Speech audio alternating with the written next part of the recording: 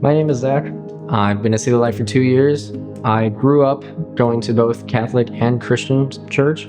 My mom was a Catholic, my dad was a Christian.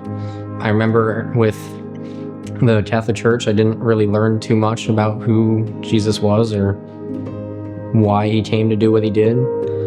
In the Christian church, I learned a lot more about just loving on people, but in neither of them did I really build a foundation or grow in any respect towards a connection with Jesus. When I was going into middle school, my parents got divorced, which for any young 12-year-old is not a fun situation.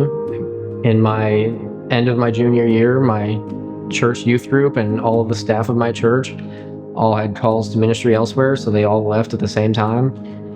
And I just was feeling abandoned, losing all the people I had come to love for all these years to that point. When I was in the military and I got injured, that transition from the Army letting me go to moving to South Carolina and having no connections out here, just being in a completely new area with no one I know, no friends, anyone, I just really felt lost and abandoned. And when I had been in South Carolina for about 5 months, me and some buddies from where I was working at the time, we decided we're going to go out line dancing at a bar called Honky Tonks on a Friday night. Everyone had something come up and they all canceled last minute. I was sitting there, I'm like, I'm not usually one to go out on my own, especially to a bar. It's not my scene. I was like, you know what, I'll just go. I'll try and have a good time. I'll learn how to line dance. And I got to Honky Tonks. I walked in. What I didn't know at the time was that Honky Tonks does intermediate lessons first, and then they do beginner's lessons. So I walked in at 7 o'clock expecting to see a beginner's lesson, and I saw 50 people flying around the dance floor super fast and speeds I could never imagine. I sat there for 5 to 10 minutes, realized I'm like, this isn't for me. So I turned around and started walking towards the door. And at that time, about 15 young adults walked in. The guy in the front with the big, goofiest smile you've ever seen. And they walked straight from the door, straight onto the dance floor. And I don't know what came over me, but I walked up to him on the edge of the dance floor and I was like, hey man, I don't know what I'm doing. Do you mind if I join you guys? And he's like, we don't know what we're doing either. Come on in, let's do it. We're gonna have a good time. We danced around for a few songs and he's like, hey, we're gonna go grab some water. Why don't you come with us? And we walked off the dance floor. He's like, hey man, my name's Nick. We're a church young adult group. It's really great to meet you. How you doing? Just really getting to know me. And it was nice to have someone like take that intentionality. End of the night rolls around. Everyone's getting kind of tired. Nick looks at me and he goes, hey man, I'm actually preaching this Sunday and I'd really love for you to come. And I told him like, I don't know. I'll think about it. I got back in my car that night, just in awe and confused about everything that had just happened. But I walked in on Sunday. I walked straight from the door to the back row. I sat down in the back row. Didn't know it at the time, but no one shows up on time, so I was the only one there. I put my head down, took my glasses off, started cleaning them, and from across the room I hear Nick shout, Zach! And he comes running all the way up to me. He's like, hey man, it's so great to see you. You're not sitting back here. I'm gonna take you to the front row and you're gonna sit next to Tyler. I was like, okay, sure. He's like, cool. I have to go get ready to preach. I'll come see you afterwards. Don't leave. And it was the last sermon of the One More series. Nick's just sitting up there at the end of the service and he's like, if they take this card and write the name of one more person you want to see come to Jesus. And Aaron comes up, picks up the basket full of everyone's cards, and he's like, how bad do you want to see this one person come to Jesus and to know him? I had grown up in church, but I had never really experienced a community that cares so much about people knowing who Christ was. From the moment Megan says, you are dismissed, I didn't even get a second to breathe before Tyler looks at me and goes, what are you doing after this? I told him nothing, and he's like, we have plans now, we're going to lunch. I was like, okay, guess I'm going to lunch. From that point on, I just kept getting pulled in deeper into this community of Christ-centered relationships with one another. One night, Nick invited me. He's like, hey, we're all going to go watch a movie tomorrow. And we get there, we get our snacks and stuff. We go sit in the movie. We're sitting there watching the movie. And halfway through the movie, my phone starts going off. And it was one of my old squad mates from my time in the Army. When I answered the phone, my squad mate informed me that one of my good buddies had taken his life that morning. I was outside the theater just in shock of just what I had heard, and I wasn't really sure what I should do. I didn't know if I should just go back inside, or just leave, or what I should do. So I went inside and I just tried to watch the movie, and I was not there. I was not focused. I wasn't paying attention. The movie ends, and we're walking with the guys, and we're all walking back to our cars, and everyone decides to leave, and I pulled Nick aside. I was like, I don't have the words, and I need someone to pray right now. And I told him what had happened a little bit, and then I just broke.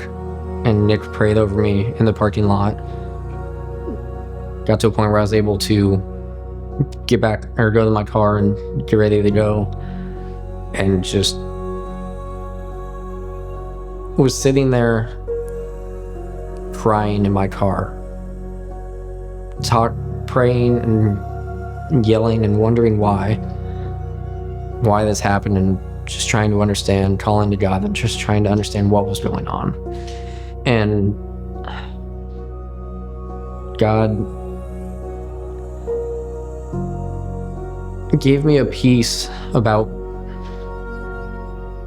the fact that He was there with me in my pain, that it was okay to feel the pain I was feeling. I had the realization of just, I was going to get that call that day no matter what, and God made sure I was around a Christ-centered community of people who loved and supported me when I got it. It opened my eyes to how much God has been doing for me in my life that I didn't see before.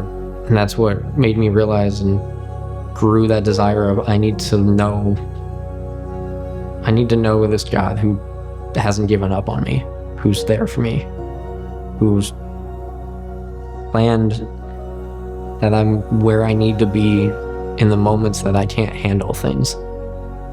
Because in all reality, I wouldn't have been able to handle that information on my own. After that situation, my eyes were kind of open to, this is more than just a story. Tyler, at the time, me and him were meeting at Barnes & Noble, the 2 Bible studies, where he was just explaining things to me, of just helping me learn and do the deeper understanding of Scripture and just who Christ is. All that built up to we had a meeting with the men's refinery, just having a good time out by the lake, had some food and just hanging out around a campfire. And we were just sitting there talking about just God and Christ and just our understandings, and just trying to, in my regard, trying to learn. And Tyler and Travis were just talking to me like, what do you believe about Christ? What do you see? What do you think? And just helping me discern of just like who Christ is to me and what it means to be a follower. And by the end of the night, I understood that Christ was my Lord and Savior, and He had died for my sins. And He paid that cost for me out of love for me. The day I got baptized, I was hanging out with Nick later that night, and he had given me a journal to write my prayers and just what was going on in my life, and just give everything to God through that journal. And on the first page, Nick had wrote me a letter, and he had told me how on that first day that I'd come to City Life, when they were doing the last message of that One More series, and they wrote the name on the card of one more person they want to see come to Jesus, Nick had written my name on that card. And up until the day I got baptized, Nick had prayed over me and prayed that I would come to Christ and I would give my life. And he told me how it was an encouragement to him to see it, but what he didn't know was how much of an encouragement it was to me to see And to hear that Christ was working in my life that I didn't even know, that he was doing stuff that I had never even known about. But God made sure that I saw them all when he wanted me to see them. And all of them pointed back to him, of his goodness, of how he's taking care of me in my life, and how he's made my story up until where it is now. I get to look back on my past of all the pain and times I felt alone or abandoned or just hurt. And I get to see how God was working around my life for his good and for my good. It didn't feel like it was for the better at the time, but looking back now, having the blessing of being able to look back, it's an encouragement and such an integral part of my story of each and every one of those moments, and all of the things that God did around me that I didn't get to see that brought me to where I am right now.